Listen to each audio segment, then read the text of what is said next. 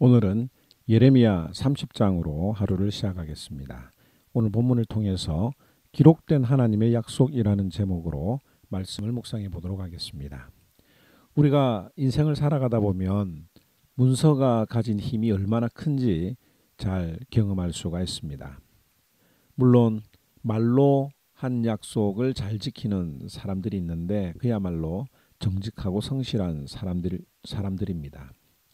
하지만 상황에 따라서 그 말을 지키지 못하는 경우가 생기게 되고 또 그 말을 바꾸는 일들도 생기게 됩니다. 하지만 글로 작성된 문서는 어떤 상황에서도 꼭 지켜야 하는 법적인 효과를 많이 가지고 있습니다. 그래서 말보다는 글의 공신력이 훨씬 더 크다고 하는 것이죠. 오늘 하나님께서 예레미야에게 하나님 자신이 주시는 말씀을 다 기록하라고 하십니다. 2절에 보면 이스라엘의 하나님 여호와께서 이와 같이 말씀하여 이르시기를 내가 너에게 일러준 모든 말을 책에 기록하라.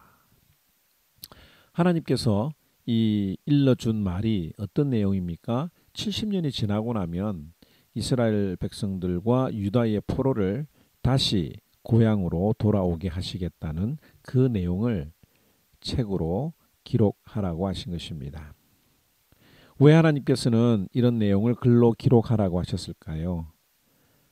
그것은 하나님께서는 반드시 말씀하신 것을 이루시고야 이루신다라고 하는 것을 확실히 보여주시기 위함입니다.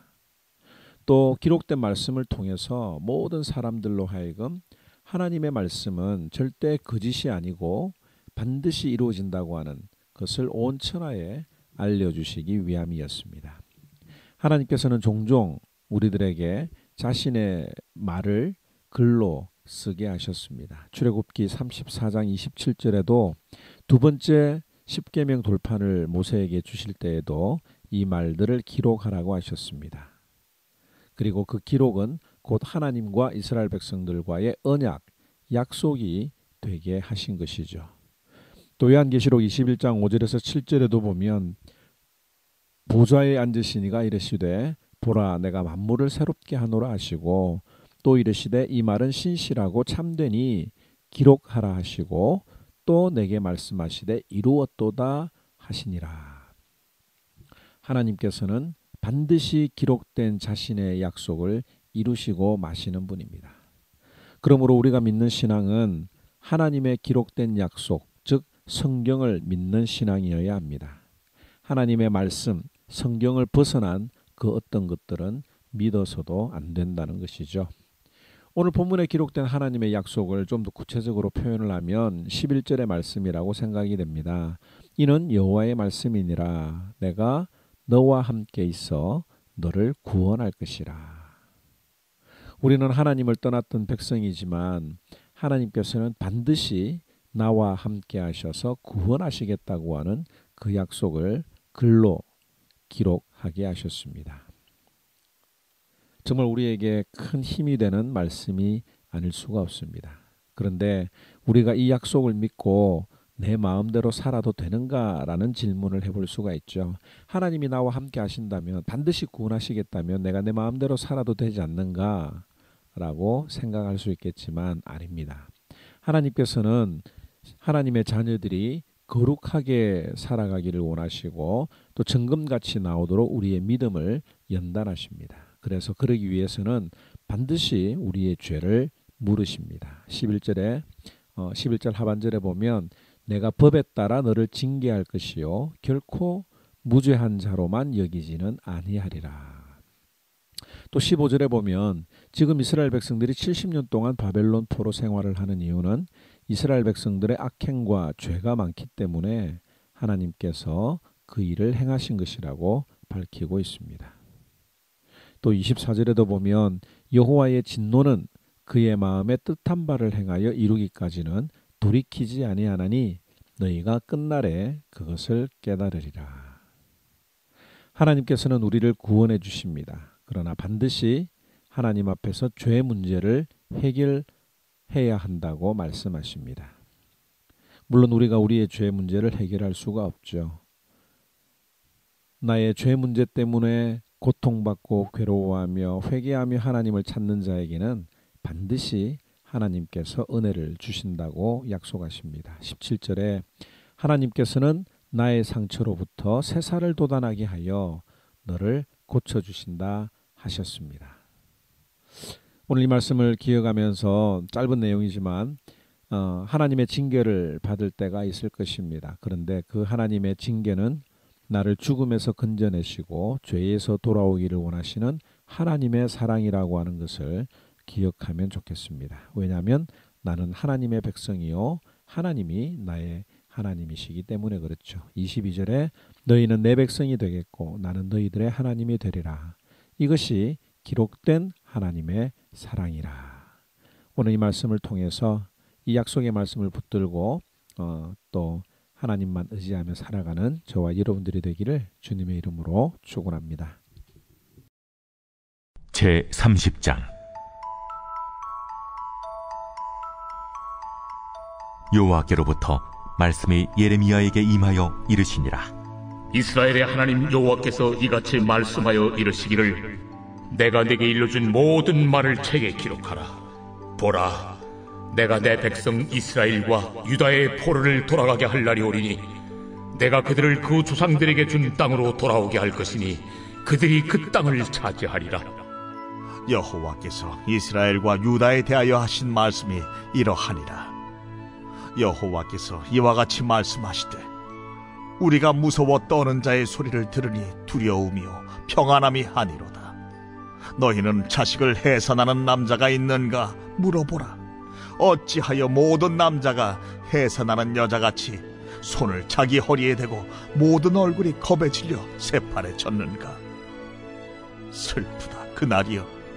그와 같이 엄청난 날이 없으리라. 그날은 야곱의 환난의 때가 되미로다. 그러나 그가 환난에서 구하여 냄을 얻으리로다. 만군의 여호와의 말씀이라. 그날에 내가 네 목에서 그 멍에를 꺾어버리며 내 포박을 끊으리니 다시는 이방인을 섬기지 않으리라. 그들은 그들의 하나님 여호와를 섬기며 내가 그들을 위하여 세울 그들의 왕 다윗을 섬기리라. 여호와의 말씀이니라. 그러므로 나의 종 야곱아, 너는 두려워하지 말라. 이스라엘아, 놀라지 말라. 내가 너를 먼 곳으로부터 구원하고 내 자손을 잡혀가 있는 땅에서 구원하리니 야곱이 돌아와서 태평과 안락을 누릴 것이며 두렵게 할 자가 없으리라. 이는 여호와의 말씀이라. 내가 너와 함께 있어 너를 구원할 것이라. 너를 흩었던 그 모든 이방을 내가 멸망시키리라. 그럴지라도 너만은 멸망시키지 아니하리라. 그러나 내가 법에 따라 너를 징계할 것이요 결코 무죄한 자로만 여기지는 아니하리라. 여호와께서 이와 같이 말씀하시니라. 내 상처는 고칠 수 없고 내 부상은 중하도다. 내 송사를 처리할 재판관이 없고 내 상처에는 약도 없고 처방도 없도다. 너를 사랑하던 자가 다 너를 잊고 찾지 아니하니 이는 네 악행이 많고 네 죄가 많기 때문에 나는 네 원수가 당할 고난을 내가 받게 하며 잔인한 징계를 내렸도다. 너는 어찌하여 네 상처 때문에 부르짖느냐? 내 고통이 심하도다. 네 악행이 많고 내 죄가 허다함으로 내가 이 일을 너에게 행하였느니라. 그러므로 너를 먹는 모든 자는 잡아먹힐 것이며 내 모든 대적은 사로잡혀갈 것이고 너에게서 탈취해간 자는 탈취를 당할 것이며 너에게서 노략질한 모든 자는 노략물이 되리라. 그들이 쫓겨난 자라 하매 시온을 찾는 자가 없은즉 내가 너의 상처로부터 새살이 돋아나게 하여 너를 고쳐주리라. 여호와께서 말씀하시니라. 보라, 내가 야곱 장막의 포로들을 돌아오게 할 것이고 그 거처들의 사랑을 베풀 것이라. 성읍은 그 폐허가 된 언덕 위에 건축될 것이요 그 포로는 규정에 따라 사람이 살게 되리라. 그들에게서 감사하는 소리가 나오고 즐거워하는 자들의 소리가 나오리라. 내가 그들을 번성하게 하리니 그들의 수가 줄어들지 아니하겠고 내가 그들을 존귀하게 하리니 그들은 비천하여지지 아니하리라. 그의 자손은 예전과 같겠고 그 회중은 내 앞에 굳게 설 것이며 그를 압박하는 모든 사람은 내가 다 벌하리라. 그 영도자는 그들 중에서 나올 것이요 그 통치자도 그들 중에서 나오리라. 내가 그를 가까이 오게 하리니 그가 내게 가까이 오리라. 참으로 담대한 마음으로 내게 가까이 올 자가 누구냐? 너희는 내 백성이 되겠고 나는 너희들의 하나님이 되리라. 보라, 여호와의 노여움이 일어나 폭풍과 회오리 바람처럼 악인의 머리 위에서 회오리 칠 것이라. 여호와의 진노는 그의 마음에 뜻한 말을 행하여 이루기까지는 돌이키지 아니하나니 너희가 끝날에 그것을 깨달으리라.